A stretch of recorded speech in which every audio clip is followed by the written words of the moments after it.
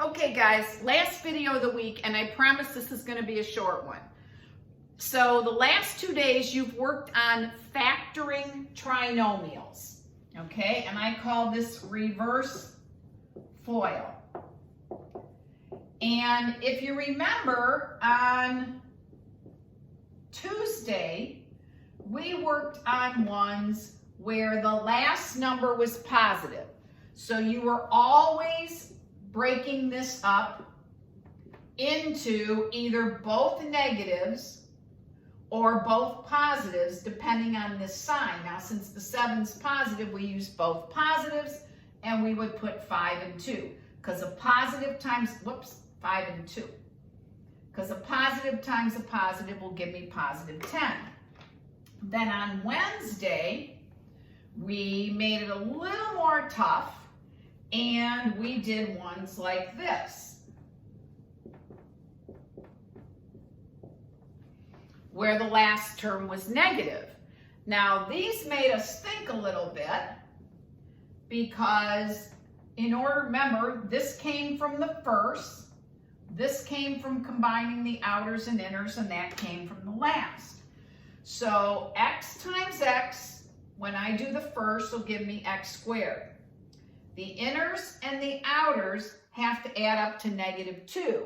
And these two numbers need to multiply to give me -15. Now, because that was negative, you're going to have a negative and a positive, one of each sign. And this is where it becomes important to understand where you're going to put the factors to get -2. So I think you figured out that the factors of 15 I would want to use are 5 and 3. Now, if I want to get a -2, that means that has to be a -5 and a +3. -5 times +3 will give me -15. When I do the inners and the outers, that's going to add up to -2. So that's what we've been doing. Now, all I wanted to point out to you today, and this is all I'm going to do, is that you're going to see 3 kinds of problems mixed up on today's homework.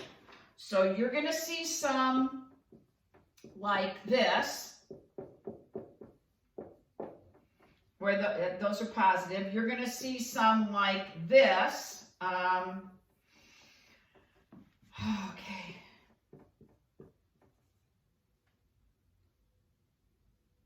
No. No.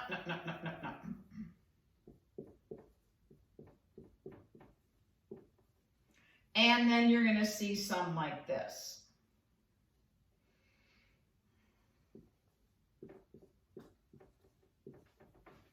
Okay, so you're going to see 3 kinds. You're going to see some with, well, actually 4 kinds, but it doesn't matter. You're going to see some with positive signs on the last term. Now, if the last term is positive, you got to have both signs the same. So in this case, they're both going to be positive because the middle term is positive, and we're going to do 6 and 4. Does that make sense? Because 6x and 4x adds up to 10x, and 6 times 4 is 24. Okay?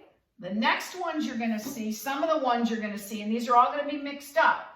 The last term is going to be positive, which says if it's positive, both signs are the same, but because the middle term is negative, that means they both have to be negative to add up, and we're going to do -7 and -5.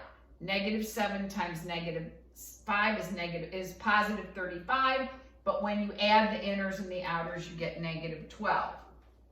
And the last kind you're going to see are the kind where the last number's negative. If the last term is negative, you need one of each sign.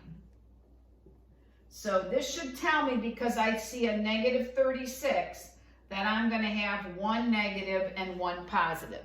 And this is where now you have to look at factors that are going to actually have a difference of 5.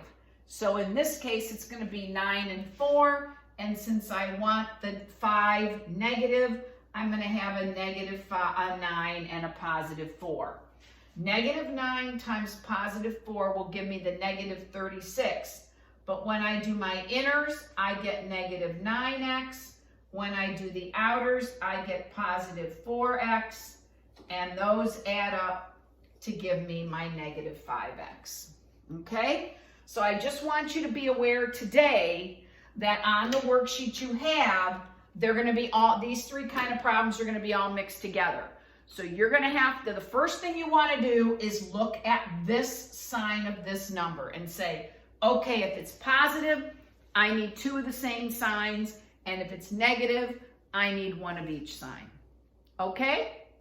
So there you go. That's what you got to do. And so we're going to practice that today. Tomorrow's going to just be more of these, and then we'll start something a little tougher on Monday. All right, guys, let's make it a good week. See ya.